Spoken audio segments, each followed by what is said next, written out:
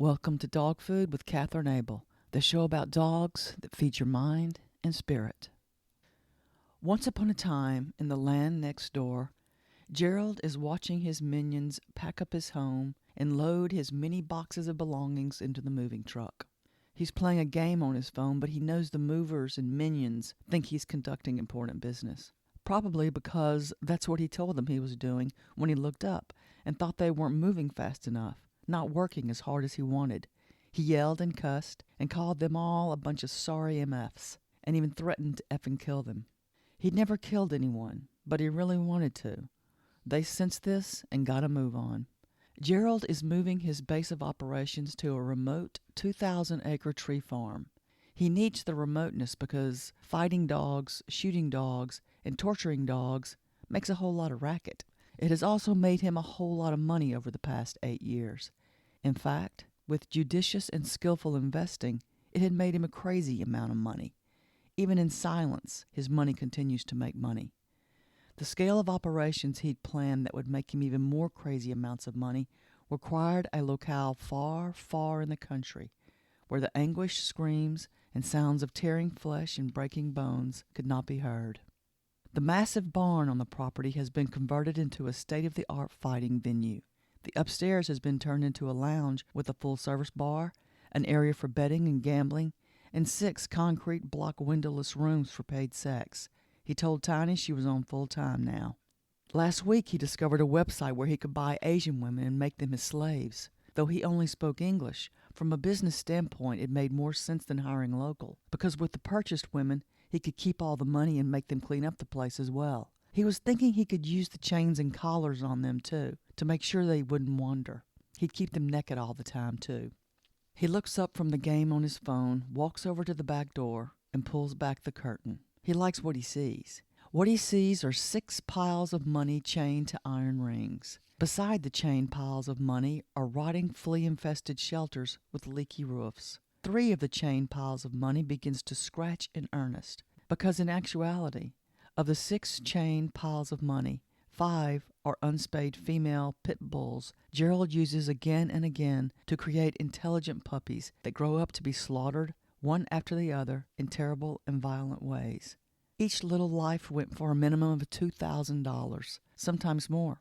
He made money without even trying. Money just seemed to flow into his bank account non-stop.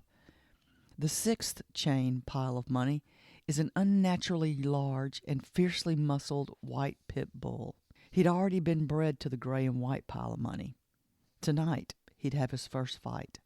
Gerald had bet $50,000 on him to win. As for the gray and white chain pile of money, this would be her 10th litter in as many years. And as soon as he could visually confirm that the male made strong babies, he'd breed him to the rest. He'd acquired the male in a trade. He'd traded the old van that had been sitting in his backyard behind the chain piles of money. The van had been used for Tiny, or rather, he'd forced Tiny to have sex in the van with whomever he chose. But now that he had the venue lined out, he no longer needed the van to make money. Tonight, he'd moved Tiny to one of the concrete block sex rooms that looked and felt like a jail cell. The primary colors painted on the walls did absolutely nothing to disguise their joyless purpose. He knew she thought she would continue to live with him and be his housekeeper, cook, and lawn maintenance crew, but the truth was, the sight of her was beginning to disgust him, and the way she never said no to anything he suggested. She's such a loser. Tiny is standing just to the left of the window whose curtain Gerald has momentarily released. She's smoking another cigarette as she watches her sisters. Petal is 11 years old and has no business being pregnant. When Tiny said this to Gerald, she lost yet another tooth. If she hadn't ducked when she did, he would have shattered her jaw as well. She wonders if she'll ever learn to keep her mouth shut. She watches Jasmine, Harriet, and Brownie scratch, scratch, and scratch. If she were allowed to have money, she'd go buy flea and tick shampoo and wash her sisters clean and pest-free. Poof is smiling at her. She wants to be petted. Poof isn't as bright as the other girls. She hasn't figured out that Tiny only holds and pets them when Gerald is away. She also picks as many fleas off of them as she can, but no matter how many she kills, they seem to continually multiply. Her ankles are covered in tiny bites and swollen when she must go back inside. Even though the van was a source of pain and horror for her, She wishes she could have lived in it to be closer to her family, but she knows better than to ask again. The one time she had, Gerald had said, "You want to live in the van, do you?" And he had smiled a smile that conveyed no mirth or life. That night she learned the meaning of the word gangbang and found it difficult to walk for 2 weeks. The bleeding from her backside continued for a month. The van will soon be gone, but the memories will taunt her dreams forever, she thinks. She looks over at Ruger, the most muscled dog she has ever seen. He stares back at her with sad eyes, full of longing. His chain clinks when he scratches the back of his ear with his left back foot. Tiny is what her name says she is. She's not quite 5 feet tall. Her too slender body looks like that of a child. She has mellow brown eyes, and one that's a little lazy. She earned that for Gerald when he allowed a sadist to have her for more money than he'd ever made for a 2-hour session. Fortunately, the beating was so severe that it put her out of commission for 3 months. For 3 months there was no income from Tiny.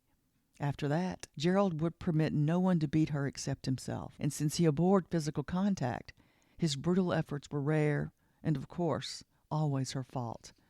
She looks at Jasmine and senses her anxiety, feels her perpetual discomfort. She'd run away if she weren't so afraid. She's so afraid.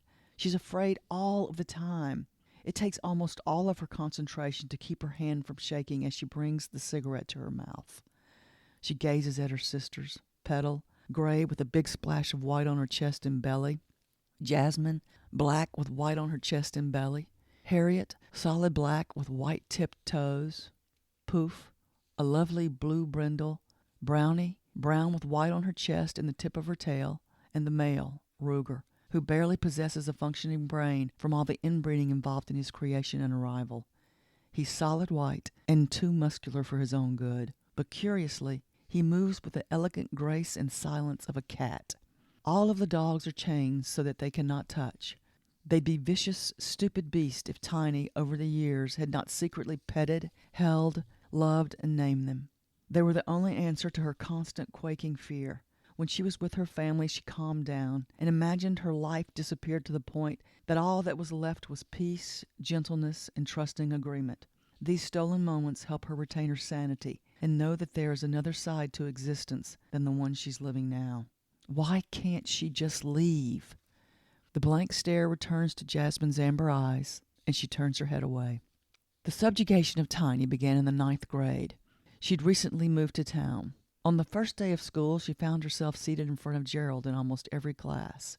She was new and nervous and didn't realize Gerald was a burgeoning predator who could instinctively sense the weakest, most exploitable individual in every room. He quickly pretended to befriend her, especially when he noticed how far behind she was academically. Gerald, unknown to his teachers, was the most intelligent student in the school, if not in the entire South. He possessed a brain that was truly unique in that no matter the difficulty or subject, his mind could decipher not only the solutions, but the limitless possibilities. He never missed a day of school, never read any assignments, never opened a book. He just showed up, took the test, and made straight C's in every subject. He'd recognized early on that those who excelled were recognized. Their families invited to events, photographed, interviewed, and, well, basically shown off. The very last thing Gerald wanted was for himself or his family to be shown off. His mother was 29 years old and looked like his sister. His grandmother, who'd begun pimping out his mother when she turned 12, was only 43, but she, too, looked like his sister. In sum, they were a suspicious and unnatural-looking bunch. Those who came into their orbit paid for services rendered, then left as soon as they could. His grandmother beat him mercilessly until he was 7 years old, at which point in time he picked up her scissors from her sewing bag and stabbed her in the chest, barely missing her heart. No one ever knew of the incident but themselves and the individual paid to mend the wound and shut up. Satan was alive and grinning in that drab, bloody room that night as the two adversaries, Gerald and his grandmother, stared malevolently back at one another without flinching. His grandmother's gaze promised him extensive physical pain and retribution. His stare promised she'd never get the chance because she didn't have the brains for it. She was somewhat aware of the truth of this, but in the coming years, She was to learn in earnest the depth and creativity of her only grandchild's intelligence, because try as she might to hurt him, humiliate him, damage him, or permanently maim him, she never could. He was always 10 steps ahead of her. The Sunday afternoon she tripped and fell down the long flight of stairs in their foyer and paralyzed herself from the waist down. 13-year-old Gerald had looked at her sprawled body from his comfortable seat on the sofa. He saw the surprise on her face when she realized he was downstairs.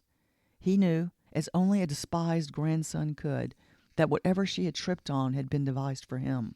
He'd looked at her twisted body and thought it was sheer chance her neck was not broken. His grandmother watched him, knowing that he knew this terrible and permanent injury had been meant for him. She didn't cry out, or beg, or whimper, or ask him for help. She turned her head away from his comprehending regard. She would wait for someone else to find her. Gerald had risen from the sofa, walked down the hall to the kitchen, and prepared himself a peanut butter and banana sandwich. Then he'd slipped on his worn, too small winter coat and left the house. Now Gerald is 16, sitting behind Tiny, and knows he has to find a place to live. Last night his mother informed him that his grandmother had paid human traffickers to take him and do whatever they wanted. "Just get him out of my sight. I never want to lay eyes on him again," she told them as she placed a $100 bill after another into tattooed gangster hands. His mother had overheard her mother say this to 4 villainous and complete strangers. For the past 4 months he has helped Tiny with her schoolwork. He hasn't actually been helping her. He's been doing all of her work at a grade D+ level, making sure a C- gets in there every now and then, but doing it without ever consulting her. At first, when he proposed the assistance, after spying on her work and confirming her poor skill and lack of education, and watching her, confirming her personality as weak, a follower rather than a doer, someone biddable, lonely, easy to manipulate, he put his plan into action, or rather his grandmother did. He'd been planning to ask Tiny if he could move in later rather than sooner, yet now his safety depended on him moving in immediately. He'd thoroughly researched her homescape, discovered rampant apathy, constant inattention, and pathological laziness. It was perfect. Since age 7, he'd been stealing money from his mother, his mother's clients, his grandmother, and his grandmother's 3 other prostitutes in the house, and their clients as well. He'd acquired quite the nest egg for a boy turning 16 years old in less than a week. He had no problem moving into Tiny's home when her family was informed he'd gladly pay for the questionable privilege. A year later, he quit school, encouraged Tiny to do the same, taken the GED course, and passed with a perfect score for himself and a mediocre but passing score for Tiny. He then told her she was going to be his assistant. Tiny had a cousin who was a minor thug and heavy into dogfighting. Gerald, who had zero regard for any life form, expressed interest when he learned the cousin had made $5,000 over the course of a weekend. 1 year later, Tiny can still barely read. Gerald moves them out and into the home they're leaving today. It wasn't until they'd moved into the home that Gerald crushed Tiny's dreams and her spirit by telling her she was an idiot, good for only one thing. And that very night, he taught her what it was. It doesn't take 8 years to enslave an individual. It only takes one despicable, trust-shattering act. An act so vile that when perpetrated upon the victim, robs her of sanity, confidence, and hope. Deep, soul-penetrating shame will do this every time. Tiny is watching Petal lick her growing belly when the old white woman walks into the backyard.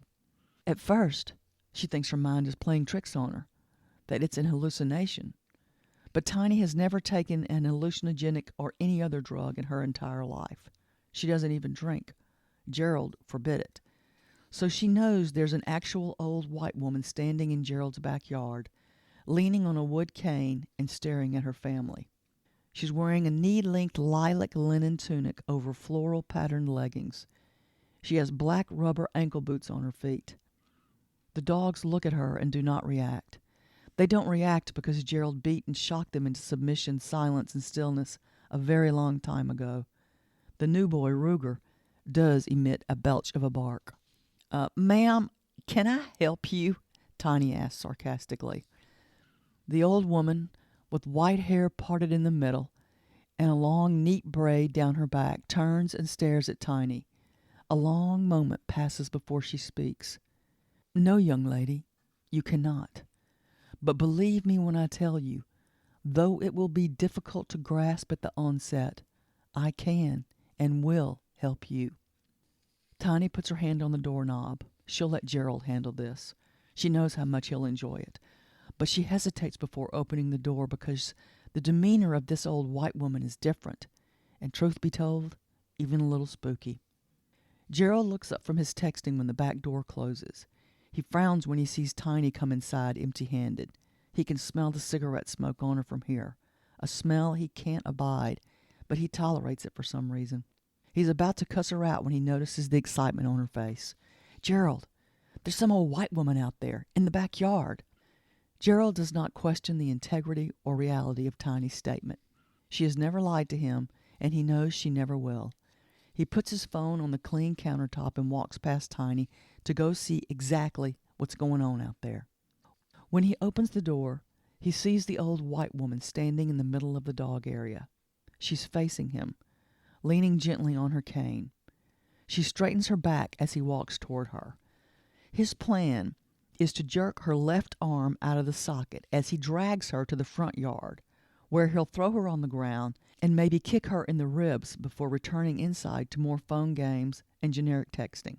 However, when he's 10 feet from her, he stops dead in his tracks. He feels something he hasn't experienced since he was 6 years old. The old white woman may have a cane, but she's tall, almost 6 feet, and he can see the muscles in her wrists and legs. Her faded blue eyes are staring into his light brown eyes. She does not blink. There's something about this old white woman. She is in no way threatening him, but he's paralyzed with fear. He stops breathing when she opens her mouth to speak. Young man, you will feel. From this moment on, you will feel everything your companion animals feel. You will feel their pain, their fear, their anxiety. You will feel and smell the filth and squalor you force them to exist in. If you kill them, you will feel it every year on the day of his or her death for the rest of your life. And if you fight them, you will feel them all of them. If you get rid of them, you will still feel. If they are killed by another, you will still feel. If they are abused by another, you will still feel. As of this moment, you are forever connected to these extraordinary creatures you have enslaved and forced into an unnatural state of submission and quietude. She lifts her cane and Gerald recoils, thinking she's about to strike him down. But she points it at Tiny, who's transfixed by the dramatic scene, and says, "You will feel her too, because you must. Her demeanor is the same as those you have chained and imprisoned here. Any fool can see she too is your slave. You will feel her terror, her depression, her anxiety, any physical experience she has. So too will you." Tiny watches in confusion and shock as Gerald does nothing, says nothing to this old white woman who has trespassed onto his property and addressed him without permission. She looks back and forth from the woman to Gerald, to the woman walking away, to Gerald who's still standing motionless in silence. She watches in disbelief as the woman disappears around the corner of the house, and Gerald is still standing in place, doing and saying nothing. Gerald doesn't turn to watch the old woman leave. He doesn't turn to watch the old woman leave because it's taking the entirety of his concentration to not defecate all over himself. So he stands perfectly still and focuses on the van that has not been picked up yet. When he feels he has himself and his bodily functions under control, he turns and goes back into the house. Tiny has wisely disappeared. One of Gerald's minions is driving the money bus to the new venue. Gerald is in the passenger seat. He can't stop scratching. He has been unable to stop scratching for the past 6 hours. He has taken 3 scalding showers and 1 ice bath. He scratches under his arms, his belly, on his tailbone, between his toes, the backs of his ears, and constantly on his back. He made Tiny examine his naked body thoroughly, only to report she could see nothing that would cause him to scratch like this. Nothing has made the stinging stop. And even by using every ounce of his willpower, he hasn't been able to stop scratching. The twitching has become more noticeable as well. He feels like there are millions of microscopic organisms biting him over and over again, all over his body. Ruger is chained to the money van wall behind the passenger seat, and he too is scratching behind his ears, on his belly, and under his armpits. Gerald looks back at him and angrily thinks, "We must have the same thing, man." As he turns back toward the front, he pauses halfway, remembering what the old white woman said, and then he shakes his head. He feels jittery and nervous as well, which is unlike him. He attributes it to the rash he's gotten from somewhere. It's the only way he can sanely explain it away. He tells his minion driving the money bus to take the next left. It's a barely visible road, marked by a 4-foot-tall, fat, blood-red iron pole with a silver reflective strip encircling the top. While the money bus travels down 3 miles on a remote country road, Gerald can't stop thinking about that old white woman and what she said. On impulse, he calls Tiny. When she answers, he feels afraid, for no reason he can explain. He tells her before she comes out to the venue to go buy flea and tick collars for all the dogs. When he hangs up, his anxiety level lowers just a tad. Every inch of his skin stings and burns, then stings again, unrelenting. His arms are bleeding from the unceasing defensive scratching. As the venue comes into view, he expects to feel a thrill. This was a day he'd been meticulously planning and looking forward to for some time. But he feels nothing. Nothing at all. They leave Ruger in the dark bus, and Gerald almost whimpers in fear when he closes the door. Without thinking, he goes around to the back doors, opens them, unchains Ruger, and walks him toward the venue. The fear dissipates somewhat. It looks fantastic. He's standing in the upstairs lounge area, trying to admire the clean lines, the big screen TVs on all of the walls, the perfect bar perfectly stocked, the red velvet chairs, and lastly, the completely nude, semi-attractive Asian and Mexican prostitutes waiting for his approval. But he feels nothing. Flat. Remote. Blank. He walks Ruger over to one of the chains welded to the wall and connects his collar ring to it. He looks down at the dog. The dog looks up at him for the barest moment, then looks away. He sits back against the wall, waiting on nothing and no one. Gerald doesn't realize he sighs sadly and deeply at the exact moment Ruger does.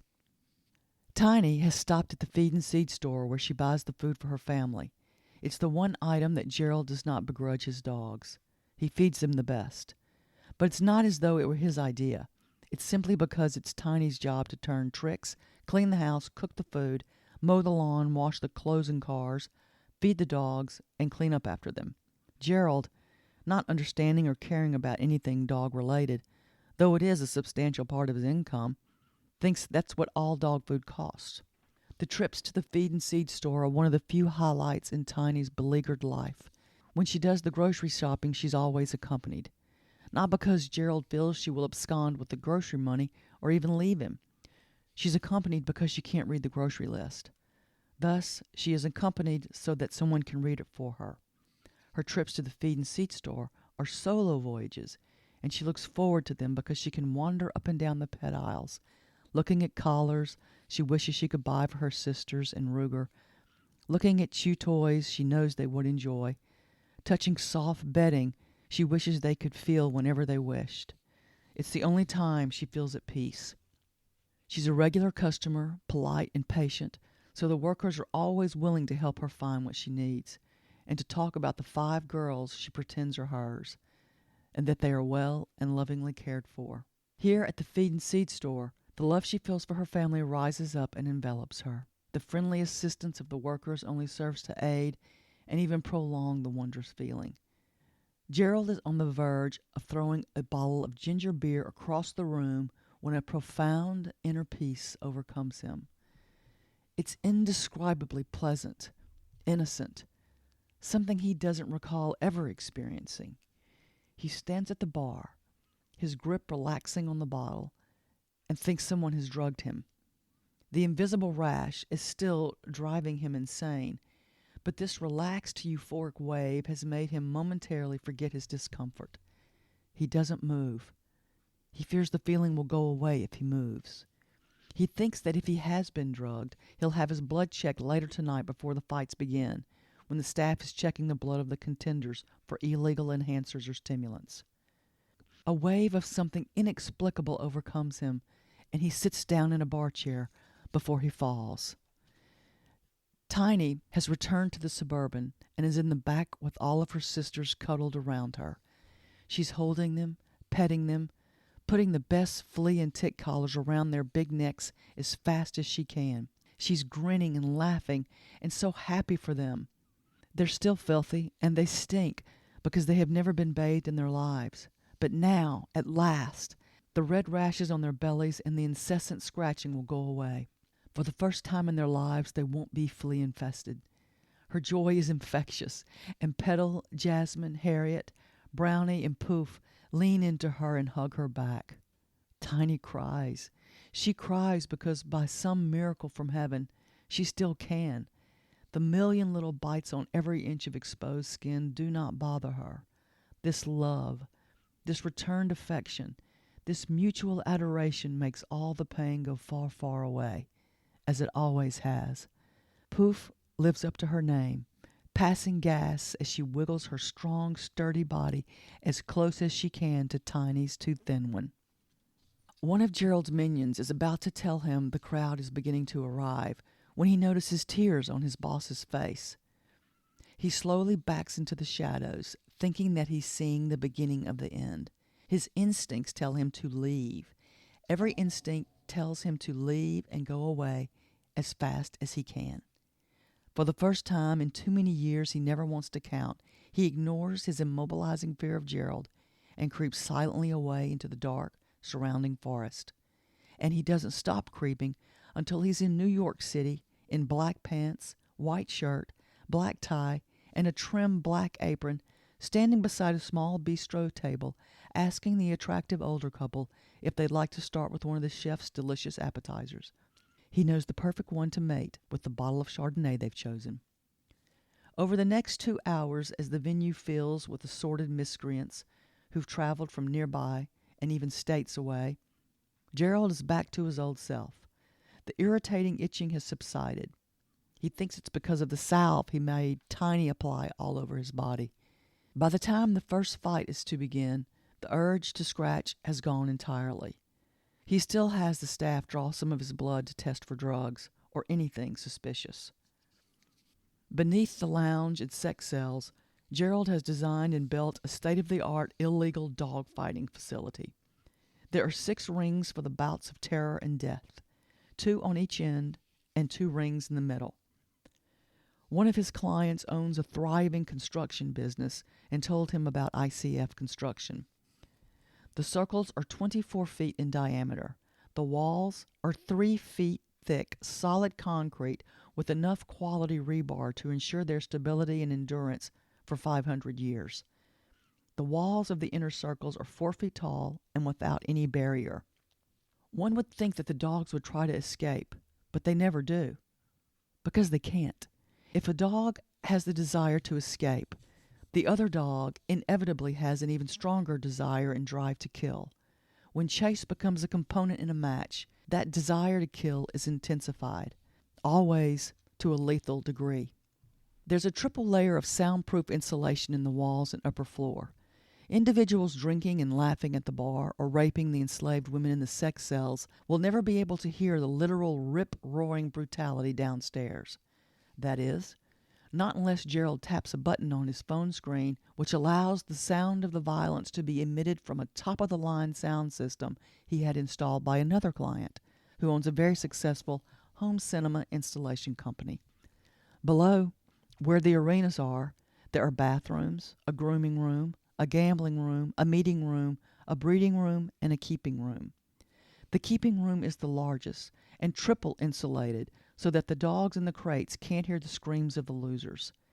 He almost put a killing room downstairs as well, but on second thought, to save space, he welded short chains that would serve as nooses to the surrounding walls. The losers would be hung until dead, and more money could be made while participants bet on the length of time it would take a defeated, injured dog to die by hanging, which is suffocation. If one were to walk along these walls and look at the dead fighters, one would see the scars, butchered ear jobs, which happens when individuals with no surgical skills whatsoever cut the dog's ears without anesthesia, and a surprising number of dogs that looked like they had no business fighting. This is because they didn't. These dogs were taken from the streets, off of Facebook, off of Craigslist, and off of Instagram, because nobody cared. And some were purchased for pennies from shelters that were glad to see them go so that room could be made for the unending flow of unwanted, unneutered, unspayed companion animals. One would be surprised to see poodles, golden retrievers, Australian shepherds, red and blue heelers, every type of hound dog, beagles, Yorkies, rat terriers, border collies, curs, greyhounds, boxers, Great Pyrenees, St. Bernards, German shepherds, and way too many black dogs hanging from noose-shaped chains, forced to fight when they were born to love and serve, forced to die when all they wanted was to live. The many chihuahuas and puppies used for bait were thrown in a pile by each arena after they served their purpose. Illegal dogfighting is an equal opportunity endeavor. Nobody cares who dies or even lives, as long as it's a bloody, terrifying spectacle and money keeps moving from one hand to another. At the stroke of 10 o'clock, Gerald walks over to Ruger. Ruger watches the tall man saunter toward him. He doesn't really know who he is, because the man has only touched him to hit him and to speak to him by yelling abrupt, monosyllabic orders he doesn't comprehend. He has had 4 encounters with the tall man that he can count. He knows he can't count very high, but he knows he can count to 4. The first time was when the man took him from the first place he was. He doesn't remember how long he was in the first place. He spent the vast majority of his time ignored while he was in a crate that was too small or on a chain that was too short and too heavy. The people there yelled all the time. They yelled when they spoke to one another, and they yelled at him whenever they caught him looking at them. He learned how to become invisible in order to protect himself. When the humans came outside, or he felt them watching him, he would become completely still and never, ever look them in the eyes. They always hit him or kicked him when he looked them in the eyes. He knew they were afraid of him, but he couldn't understand why. No hand ever caressed or brought comfort to him. When the little female human pet him for the first time, his heart leapt in his big chest, and he could barely stop himself from leaping on her. But he did, because he thought that something crucial to his existence would have died inside of him if he jumped on her and she'd kicked him after showing him the only kindness he'd ever experienced. The first time he saw the tall man was when his keeper unchained him and took him to the tall man for a viewing and assessment. His keeper put a hand on him to better indicate his muscles, and Ruger flinched, expecting a fist. For his instinctual reaction, he was jerked and choked for a bit. He had felt nothing from the tall man. Nothing at all. No interest, no happiness, no peace, no sorrow, only a void of nothingness. When the mysterious inspection of Ruger was concluded, he was loaded into the back of the tall man's van and chained to an interior wall. He had never ridden in a vehicle or walked forward more than 10 steps in the entirety of his brief existence. He was terrified, but he did what he always did, stayed completely still and looked down. He knows that's what humans like best of all. The second time he had an encounter with the tall man was when the van stopped and the tall man opened the back doors, unhooked his heavy chain, and walked him to the backyard of a house. Ruger had never walked on a leash, but he knew from too much unpleasant experience that if he did not go where the human was taking him, he would be choked. And choking did not feel good, not good at all. In the backyard of the house there were 5 other dogs chained. but their chains were not as large as his, though just as short. It's the way dogs lived. He was smart enough to know that.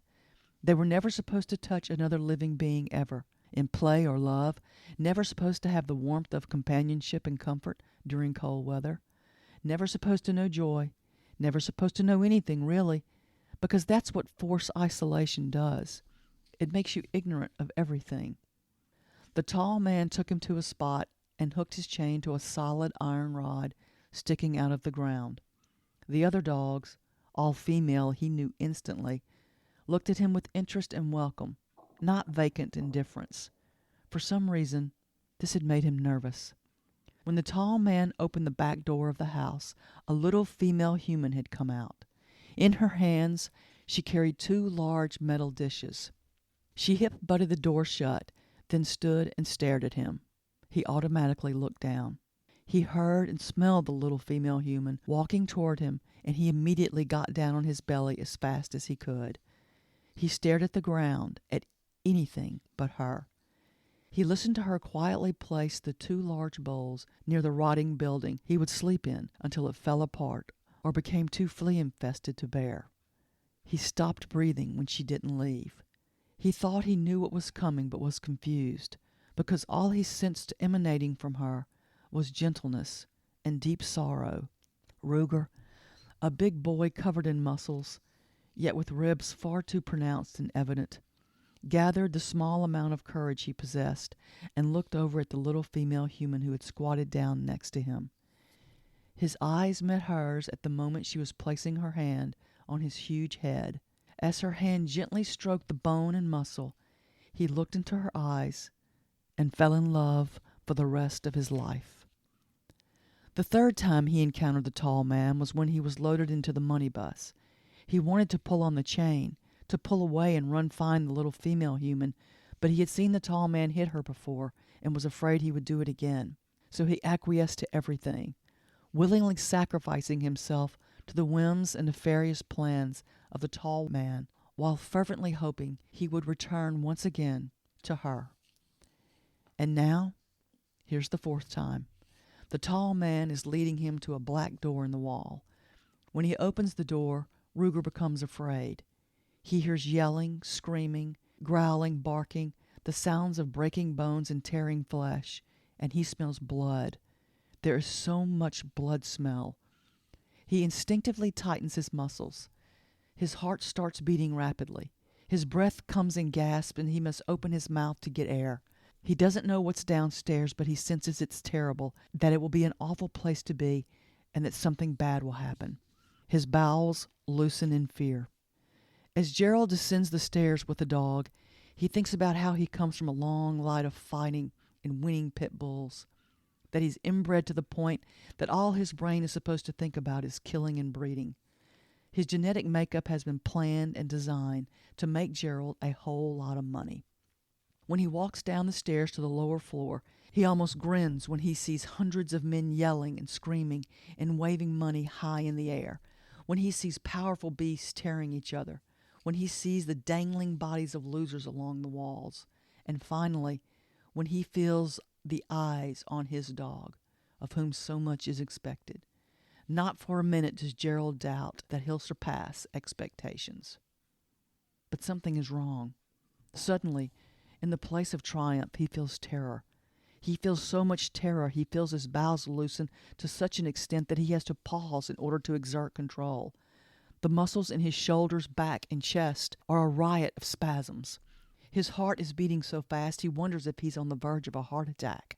His breath is coming so hard and fast that he must open his mouth to breathe. He thinks that when he learns the identity of the person who drugged him, he'll kill him with his bare hands. Each step that takes him lower increases his unnatural anxiety and fear. He hasn't been afraid since he was 6 or 7 years old. The thought crosses his mind that this drug would be excellent for anyone who does him wrong or tells him no. Then the tenseness in his muscles becomes so painful he can barely walk. And if he doesn't get this rapid, out-of-control breathing in hand, he's going to pass out.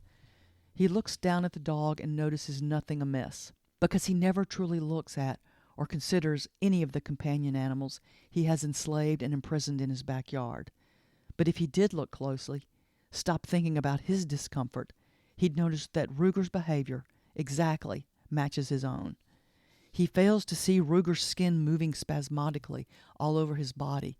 He fails to see his open mouth and the desperate panting, his tail tucked between his legs, and the fearful reluctance that's obvious to anyone with the compassionate, unselfish sense to see. Ruger is fighting a legend tonight, a gray and white pit bull whose face, shoulders, and skin bear witness to his experience, while his blank, soulless, staring eyes indicate the measure of his repeated successes. His name is Stretch. He possesses the crazy ability to stretch and turn his body like a gymnast. But also, he can somehow stretch the muscles of his jaw and get his teeth firmly into the head or neck of another dog, no matter the size. It's a compelling and revolting sight to behold. Stretch is undefeated in his career. $50,000 of Gerald's money says this is the night he will die. Stretch doesn't care one way or another. The constant, concentrated brutality in his life has removed the frivolity and indulgence of caring. This is what a life is reduced to when an act of true kindness and compassion is as foreign and unknown as the farthest unseen star. The gate to Ring 3 is opened, and Gerald enters with Ruger. His eyes are darting around like agitated bugs, but he sees the floor and walls are clean of blood, skin, and bones, as well they should be after each fight. He and Ruger watch as Stretch and his owner enter the ring. Gerald feels his knees about to buckle. There's no preliminary fall draw in dogfighting. As soon as Stretch's chain is unlinked, so is Ruger's. The dogs are thrown at one another, and a senseless bloodbath is about to erupt. Before Stretch takes one step forward, a volcano of pain and suffering engulfs Gerald. He feels as though his head is being ripped from his neck. He feels the teeth of 100 dogs tearing his skin and breaking his ribs. He feels the excruciating suffering of every injured, dying, and dead dog on his property. His prodigious mind that has eluded and warped the truth for so long, through the unbearable pain, finally and fully recognizes the new reality the old white woman has bestowed upon him, the justified curse she has exerted upon his life. As Ruger leaps on to Stretch, Gerald feels them all, experiences everything on a molecular level. So much pain. He screams and moves and throws, and then screams even more. The pain, the anguish, the madness, the pain, the startling insanity and stupidity of it all. To be continued. This has been part 1 of Some Old White Woman, Some Old Black Dude. Thank you for listening to this episode of Dog Food with Katherine Able. Until next time.